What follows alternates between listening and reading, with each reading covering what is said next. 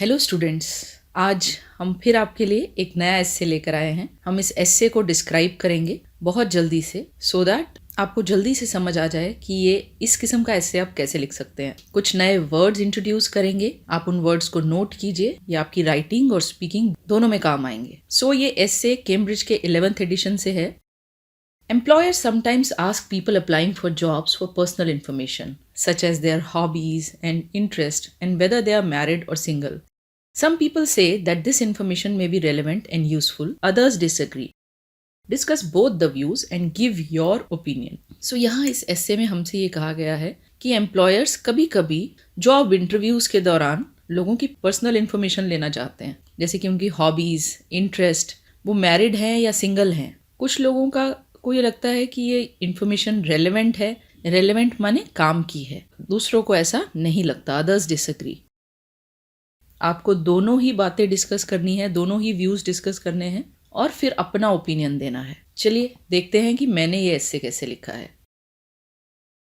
हम शुरुआत करते हैं इंट्रोडक्शन से। Some prospective employers like to know their interest and have the personal information of job applicants. Many people believe that it is beneficial to gather this information. However, others feel it is purposeless to gather these details. This essay aims at discussing either side of the argument, semicolon. It also aims at arriving at a conclusion. कुछ prospective employers होते हैं, वो व्यक्ति अभी आपका employer तो नहीं है लेकिन एम्प्लॉयर हो सकता है, राइट? जिसके पास आप एम्प्लॉयमेंट ढूंढ रहे हैं उसे प्रोस्पेक्टिव एम्प्लॉयर कहा जाता है। वो इन्फॉर्मेशन किसकी लेना चाहते हैं? जॉब एप्लीकेंट्स की, उन लोगों की जो जॉब के लिए अप्लाई करते हैं। फिर मैंने यहाँ फर्स्ट 2 सेंटेंसेस में मैंने उन स्टेटमेंट्स को पैराफ्रेज किया है जो हमें दी गई हैं। बहुत से लोग ये बिलीव करते हैं कि इस इन्फॉर्मेशन को गैदर करना यूजफुल है, हालांकि दूसरे ये फील करते हैं कि ये पर्पसलेस है। पर्पसलेस मतलब इररेलेवेंट है।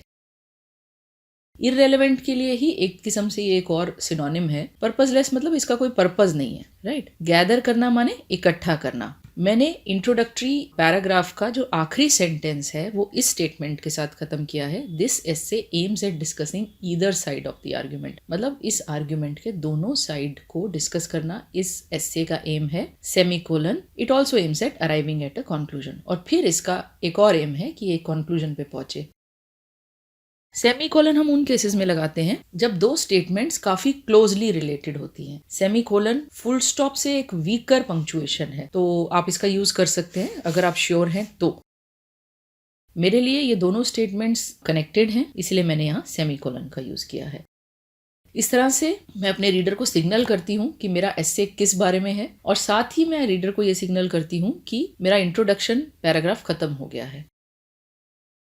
और चलिए देखते हैं कि मैंने बॉडी पैराग्राफ्स को कैसे लिखा है। The individuals who think that knowing about hobbies and personal life can be instrumental in their job probably think a better understanding of a person's inclination and life can give a peek into their personality and the kind of flexibility a person can offer to the job.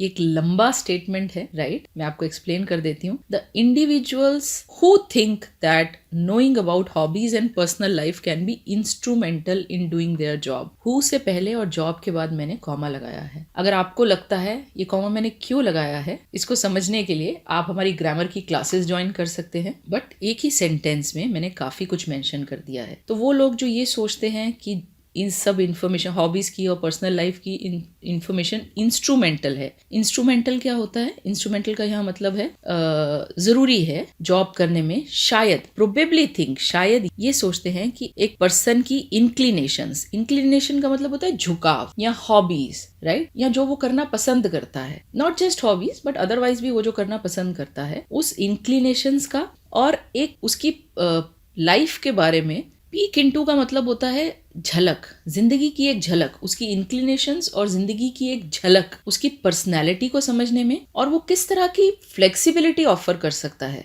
Job को, ये समझने में मदद करता है। The prospective bosses can also pick the type of responsibilities for the employee based on the information received in these discussions. तो जो हमारे होने वाले या हो सकने वाले बॉसेस हैं, वो एक एम्प्लॉई के लिए इन जानकारियों के आधार पर एक रिस्पॉन्सिबिलिटी भी सिलेक्ट कर सकते हैं। फिर मैंने एक एग्जाम्पल के साथ अपनी बात को जस्टिफाई किया है। A person may be found suitable to work in the sales department if he expresses his inclination toward travelling and meeting new people. अगर एक जॉब एप्लीकेंट ये कहता है कि उसे घूमने का और नए लोगों से मिलने का शौक है, तो फिर उसके लिए एक सेल्स रोल फ्यूचर में देखा जा सकता है। मैंने अपनी बात को और अपने इस पैराग्राफ को इस एग्जाम्पल से जस्टिफाई करके एंड किया है। अब हम दूसरे व्यू की तरफ जाते हैं। नेक्स्ट बॉडी पैराग्राफ की शुरुआत मैंने हाउ एवर से की है। हाउ एवर रीड करते ही देखिए रीडर को ये अंदाजा हो जाता है कि अब हम ऑपोजिट बात करने जा रहे हैं। However not everyone feels that job interviews are the right platform for such discussions. हालांकि हर किसी को नहीं लगता कि जॉब इंटरव्यूज एक सही जगह है या एक सही मंच है जहां पर इस किस्म की डिस्कशंस होनी चाहिए। यह लोग शायद इसलिए ऐसा सोचते हैं क्योंकि पर्सनल लाइफ को प्रोफेशनल लाइफ से अलग रखना चाहिए। फिर मैंने आगे लिखा है, it is senseless in their eyes to share personal life and inclinations on any such platform and recruitment should be based solely on qualifications, experience and skills. उन लोगों के हिसाब से ये पूरी तरह से सेंसलेस है, मतलब इसका कोई मतलब नहीं बनता उन लोगों की आंखों में, इन देयर आईज, पर्सनल लाइफ को शेयर करना, राइट, इंक्लिनेशंस को शेयर करना इस किस्म के किसी मंच पर, on any such platform, and recruitment should be done based solely on qualification, experience and skills. recruitment होता है जॉब देने का प्रोसेस। यह किया जाना चाहिए, solely का मतलब होता है कि सिर्फ इस चीज़ पे बेस्ड होना चाहिए कि एक व्यक्ति का क्वालिफिकेशन क्या है, एक्सपीरियंस क्या है और स्किल क्या है। फिर आगे मैंने अपनी बात को आगे बढ़ाया है। Moreover, some people may not be comfortable sharing their personal information.